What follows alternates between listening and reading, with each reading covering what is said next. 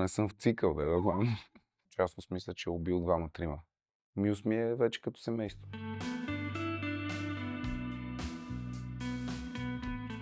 Здравейте, аз съм Божидар Костадинов, познат съм като Бобо Армани или Бобката и съм най-добрият български актьор. Значи, първата ми любов е Левски София. Не може да определяш любов като привличане към даден човек или дадено животно. Любовта е навсякъде. И аз любовта по този начин съм я приел. Истински съм обичал нещо, което ме е карало да се чувствам жив, да усмивка, тъга, различните видове от емоции. Това пак е свързано с любов. Така че това ми е апел към всички хора, които ще го гледат това нещо. Не дейте да конкретизирате любовта съсредоточено към съответната ваша половинка или съответният човек, който ви привлича. Не е така.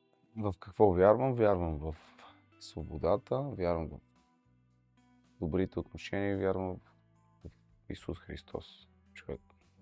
Това е. За много нещата ми се искало да не съм ги правил, но няма защо да съжалявам, защото тази житейска съдба, която аз съм я поел, житейския път, през който съм минал, ме е направил този човек, който съм в момента. Така че няма защо да съжалявам. И много мъдри хора са казали, че никога не трябва да гледаш назад във времето, а трябва да гледаш само напред за това какво ще се случи. Най-надценените артисти. Определено не харесвам Доджа Кет. Никога не съм я харесвал тази жена, освен че проповядва сатанизма до такава голяма степен. За мен това е индустри плент.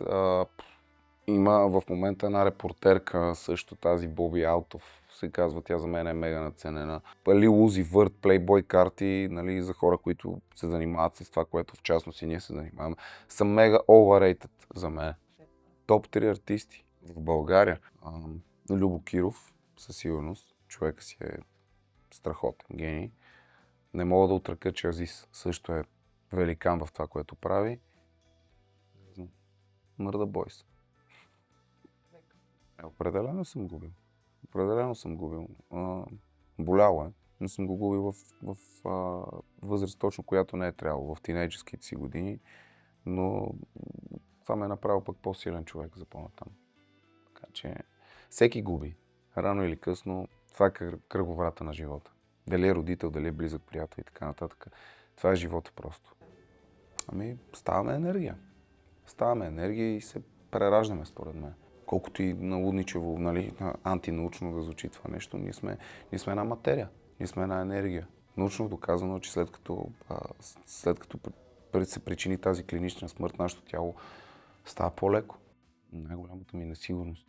Не съм убеден в това дали ще може да продължа да правя това, което най-много обичам, без да имам някакви проблеми, които мене да ме спъват чисто психически. Като един артист, това е наистина най-големия проблем и най-голямото притеснение.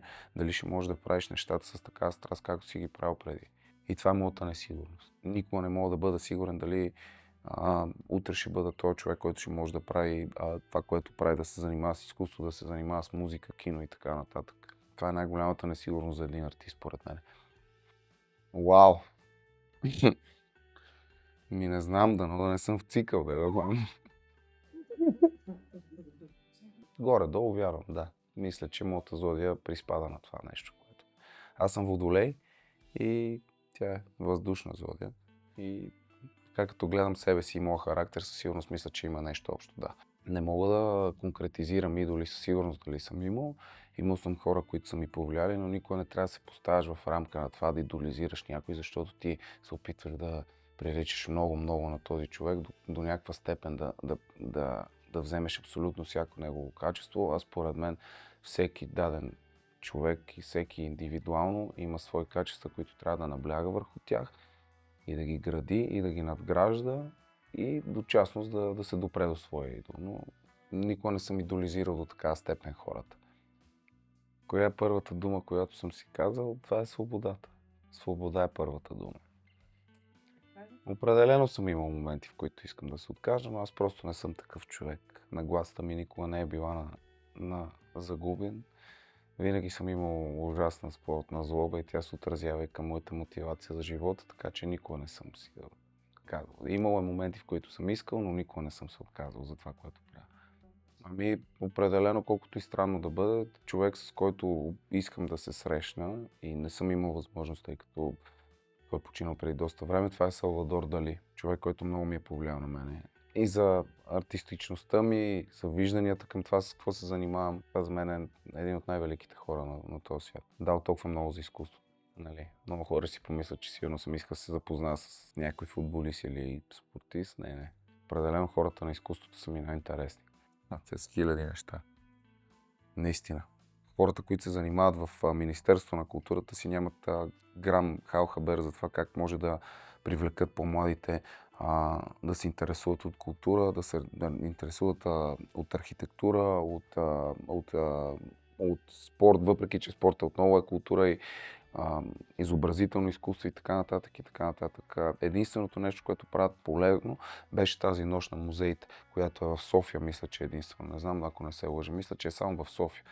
Това е единственото нещо. Толкова много неща може да направят младите да бъдат заинтересовани от това, да бъдат еродирани в това, което правят, защото изкуството е навсякъде. Най-странното нещо. Ами те са доста. Имам вудо кукли на Васко. Не, владик.